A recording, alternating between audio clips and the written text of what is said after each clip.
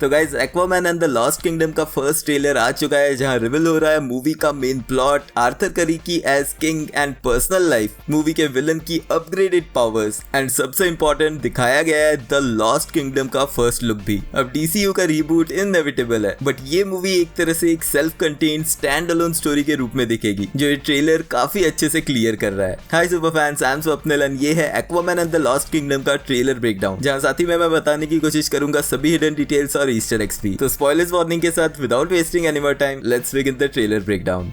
अब ट्रेलर से सबसे पहली चीज जो क्लियर होती है वो है इस मूवी की डीसीयू में टाइमलाइन। वैसे तो मूवी फर्स्ट पार्ट के 5 साल बाद रिलीज हो रही है, बट आर्थर करी का वॉइस ओवर ये क्लियर करता है कि उसके किंग बने हुए 4 साल गुजर चुके हैं, जो कि एक्वामैन के फर्स्ट पार्ट के क्लाइमैक्स बैटल के बाद हुआ था। इसी के साथ ये भी क्लियर होता है कि एक्वामैन अब मैरिड है मीरा से। ऑफ कोर्स फर्स्ट पार्ट की स्टोरी लाइन में वो दोनों काफी क्लोज हो गए थे, एंड क्योंकि कॉमिक्स में भी ये दोनों पार्टनर्स रहे हैं, तो वही चीज यहाँ पे दिखाई जा रही है। इनफैक्ट एक स्टेप आगे बढ़ के इनका एक बच्चा भी है, जो कॉमिक्स में एक्वा बेबी के नाम से जाना गया है। मतलब उसका एक्चुअल नाम आर्थर करी जूनियर है, जो शायद मूवी में इस कैरेक्टर का भी होगा। अब कॉमिक्स में तो आर्थर करी जूनियर एक एक्वेटिक बीइंग था, यानी वो लैंड पे ब्रीथ नहीं कर सकता था, एंड एक ट्रेजिक स्टोरी लाइन में ब्लैक मैंटा ने उसे किडनैप करके उसे मर्डर कर दिया था। अब लकीली मूवी वाला एक्वा बेबी एम्फीबियस है, क्योंकि वो ऑलरेडी लैंड पे ही ब्रीथ कर रहा है, एंड एक्वामैन की तरह उसमें अंडर वाटर ब्रीथ करने की एबिलिटीज भी दिखाई जाएंगी। बट फिर भी यहाँ पर ब्लैक मैंटा एक्वामैन से बदला लेने के लिए इस बच्चे को किडनैप करते हुए जरूर दिखेगा, क्योंकि ट्रेलर के एक सीन में मीरा कैप्चर्ड है एक रूम में, जहां वो विंडो तोड़ के आने की कोशिश कर रही है। अब हो सकता है कि इसी सीन में ब्लैक मैंटा ने उसके बच्चे को किडनैप किया हो, जिसके लिए वो ये एक्शन कर रही है। एंड मीरा से आते हैं एम्बर हर्ड के ऊपर, जिनकी रियल वर्ल्ड लीगल बैटल जो उनके एक्स हस्बैंड जॉनी डेप के साथ हुई है पिछले साल, उसकी वजह से ऑलरेडी ये स्पेकुलेटेड था कि एक्वामैन 2 में उन्हें साइडलाइन किया जाएगा। एंड ट्रेलर में मुश्किल से उनके 2-3 सीन्स ही दिख रहे हैं, जो क्लियर कर रहा है कि मूवी में उनका इतना इंपॉर्टेंट रोल नहीं दिखाया जाएगा।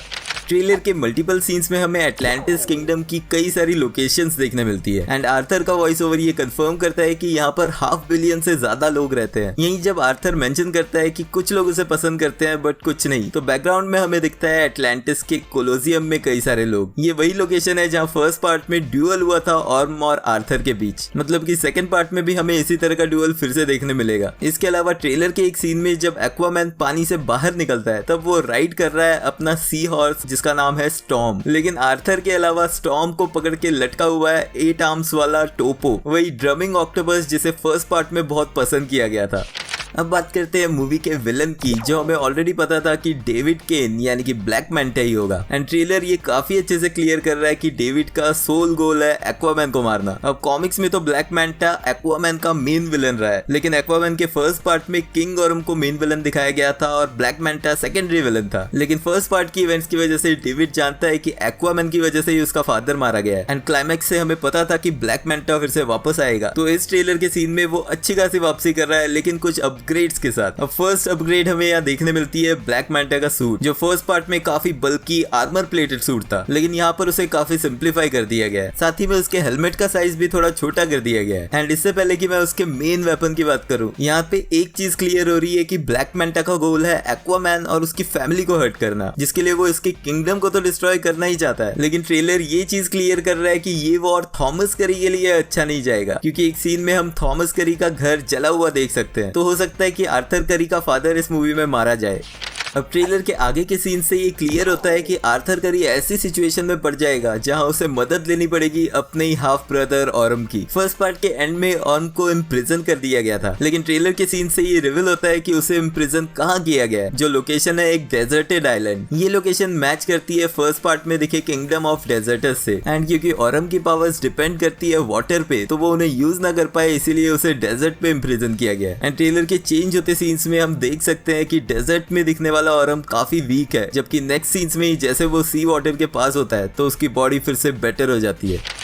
अब बात करते हैं एक्वामैन के न्यू स्टेल्थ सूट की। जब आर्थर ऑरम को प्रिजन से निकालने जाता है, तब वो ये स्टेल्थ सूट पहनता है, जिसका डिजाइन मैच करता है उसके किंग वाले कॉस्ट्यूम से, लेकिन इसका कलर टोटली ब्लैक है। एंड क्योंकि ऑरम को यहाँ से निकालने के लिए उसे अपने ही लोगों के खिलाफ जाना पड़ेगा, इसलिए वो छुप के आ रहा है। लेकिन आगे चल के ऑरम के पास भी हमें इसी तरह का सूट दिखता है। एंड ट्रेलर के आगे के सीन्स ये क्लियर करते हैं कि इस पार्ट में ऑरम अपने भाई का साथ देने वाला है। अब ऑरम से मिलने के बाद ही हमें डिटेल्स पता लगती है ब्लैक मैंटा के इस न्यू वेपन ब्लैक ट्राइडेंट की। ऑरम यहाँ आर्थर को बताता है कि ये ब्लैक ट्राइडेंट कर्स्ड है एंड ये पोजेस करता है डार्क मैजिक, जिसकी पावर्स अब मैंटा के साथ इन्फ्यूज हो चुकी है, जिसकी वजह से उससे भी मिलती है वो ग्लोइंग ग्रीन आईज। यानी कि जहाँ फर्स्ट पार्ट में वो एक नॉर्मल ह्यूमन था जिसके पास सिर्फ एक सूट था, अब ये चीज चेंज हो चुकी है और उसके पास इस ट्राइडेंट की वजह से सुपर पावर्स है। अब ऑरम मेंशन करता है कि ये वेपन किंग एटलन का था जो एटलांटिस का फर्स्ट रूलर था। एंड ट्रेलर के एक सीन में हमें इस ट्राइडेंट की पावर भी देखने मिलती है जिसकी मदद से कुछ ग्रीन आइड मॉन्स्टर्स को कंट्रोल किया जा रहा होता है। अब मूवी के डायरेक्टर जेम्स वॉन ने ये हिंट किया था कि ब्लैक ट्राइडेंट का रोल क्या होगा इस मूवी में, जहां उन्होंने मेंशन किया था कि मैंटा जो फर्स्ट पार्ट के एंड में अपना सूट डिस्ट्रॉय होने के बाद उसे रिपेयर करने के लिए ट्राई कर रहा है, उसी की तलाश में उसे मिल जाता है कुछ और ज्यादा पावरफुल, और वो यही ब्लैक ट्राइडेंट है। अब इस ब्लैक ट्राइडेंट की स्पेसिफिक पावर्स तो क्लियर नहीं है, लेकिन बहुत सारे कॉमिक बुक वेपन्स है जो इसके साथ मैच करते हैं, जिनमें सबसे ऊपर आता है ट्राइटन का बनाया हुआ ट्राइडेंट। पोसाइडन के बेटे ट्राइटन ने ये ट्राइडेंट क्रिएट किया था जिसमें गॉडली पावर्स तो है ही, लेकिन साथ ही में इसमें मिस्टिकल क्वालिटीज भी है जो ओरम की डार्क मैजिक वाली बात से रिलेट करता है। तो अगर मूवी में इसे ट्राइटन का ट्राइडेंट दिखाया जाता है तो इसमें लिटरल गॉड्स पावर्स है एंड वो एक्सप्लेन करता है कि क्यों ब्लैक मैंटा इतना ज्यादा पावरफुल हो चुका है। बट क्योंकि ये कॉमिक्स नहीं मूवी है तो इसमें इसे लिंक किया जाएगा उस डेड किंग के सेप्टर से भी। ब्लैक मैंटा के अटैक के बाद एटलाना कहती है कि ये ग्लोबल मेल्टडाउन कर देगा, जिसके बाद हमें सीन्स दिखते हैं कई सारे अनडेड सोल्जर्स के जिनकी ग्लोई आईज है उसी सेम ग्रीन शेड की जो ब्लैक ट्राइडेंट की है। तो ये भी पॉसिबिलिटी है कि ब्लैक ट्राइडेंट कॉमिक्स में दिखा डेड किंग सेप्टर का एक वर्जन हो सकता है। किंग एटलन के बनाए मल्टीपल 7 वेपन्स में से एक था सेप्टर भी, जिसकी पावर से अर्थक्वेक्स क्रिएट हो सकते थे, लेकिन साथ ही में इसे विल्ड करने वाले को मिलता था ट्रेंच को कंट्रोल करने की एबिलिटी, वही ट्रेंच जिसके डेप्थ में रहते हैं कई सारे मॉन्स्टर्स। एंड ट्रेलर के फ्लैशबैक सीन में हमें दिखता है किंग एटलन फाइट करते हुए इन्हीं मॉन्स्टर्स की आर्मी के साथ। एंड एडिशनली कॉमिक्स में ये डेड किंग सेप्टर रिकवर किया था ब्लैक मैंटा ने।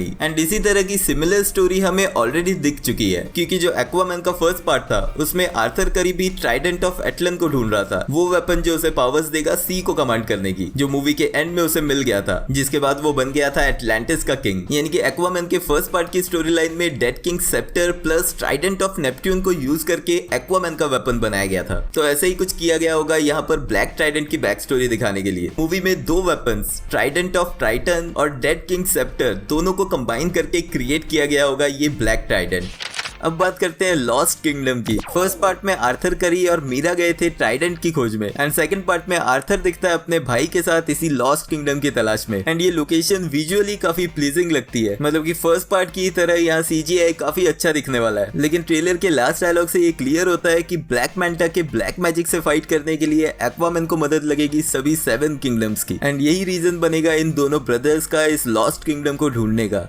अब जैसे मैंने पहले कहा था कि ये एक स्टैंड अलोन मूवी है और इसका फ्यूचर DCU में होगा या नहीं वो अभी नहीं कहा जा सकता। ऑल्दो द फ्लैश के एंड क्रेडिट्स में एक्वामैन को दिखाकर ये हिंट दी गई है कि इस कैरेक्टर को शायद DCU के रीबूट के बाद भी यूज किया जा सकता है, बट देन मुझे ये भी लगता है कि वो सिर्फ इस मूवी के प्रमोशन की वजह से किया गया है। बट एनीवेज अगर एक्वामैन 2 मैं थिएटर्स में देखूंगा तो वो जेसन मोमोआ की वजह से होगा। आपके इस मूवी के ट्रेलर को देख के क्या रिएक्शन है मुझे कमेंट्स में लिख के बताना। नेक्स्ट वीडियो के लिए एंड स्क्रीन से रिकमेंडेड वीडियो जरूर चेकआउट कर लेना, एंड वीडियो एंड तक देख रहे हो तो लाइक भी कर देना क्योंकि वो एकदम फ्री है। मिलते हैं नेक्स्ट वीडियो में।